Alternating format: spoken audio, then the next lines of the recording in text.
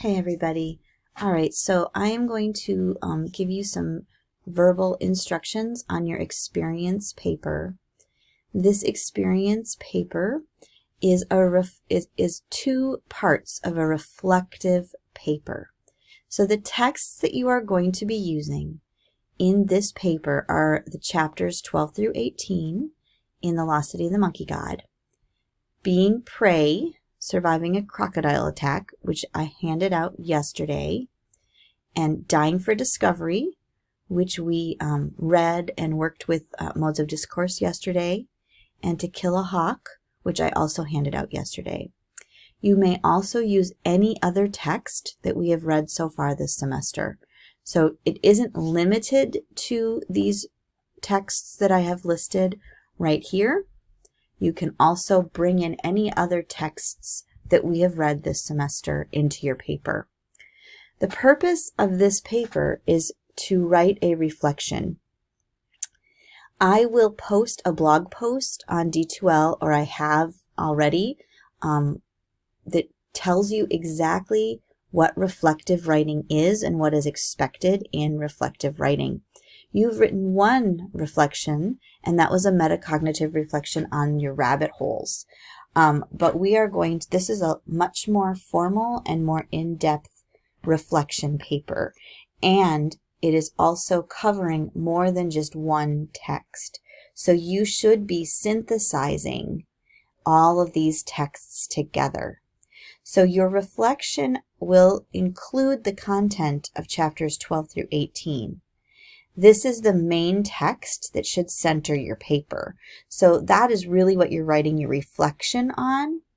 But you should be pulling things that relate and connect and that you can draw conclusions from the other three texts, being Prey, Dying for Discovery, and To Kill a Hawk.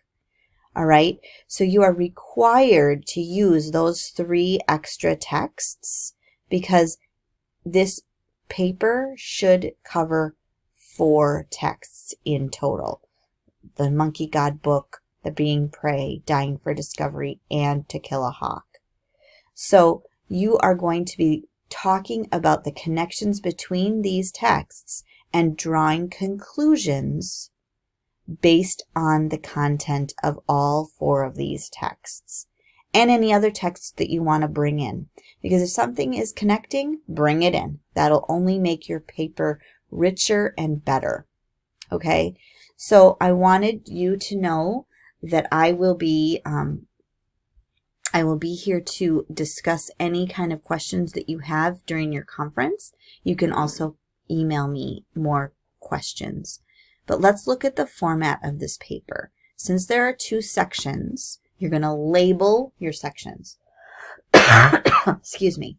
So you're going to label your section, Section 1, Reflection Paper. That's what's going to be your header. And then you are going to write your reflection paper that elaborates on chapters 12 through 18. Okay? You are going to focus on intertextual connections based on those multiple texts that were listed at the top. You should be including textual evidence to back up your conclusions and your ideas so that you are showing me specific examples.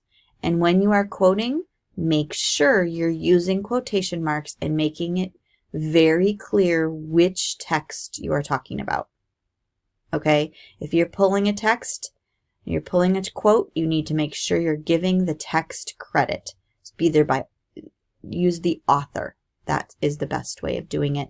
And if you're using Preston, please list what chapter the quote is from as well, and a page number. Okay? Page number would be fine. You don't have to do a chapter. Just a page number would be great from the book. If it is from the other articles, then just use the author's name for that. Okay? So make sure that you're giving credit. All right, the second section, you are going to write Section 2, Metacognitive Reflection. And you're going to focus on these questions right here for your Section 2. The requirements for this paper is that it's double-spaced, 1-inch margins, 12-point font in Times New Roman, and you need to make sure that your word count is correct. The reflective synthesis should be between 500 and 1,000 words, and your metacognitive reflection should be 300 to 500 words. Now, if you go over for your reflective synthesis, I'm not going to worry about that, because if you're on a roll, I don't want you to be like, oh, I'm at 1,000 words, I got to stop.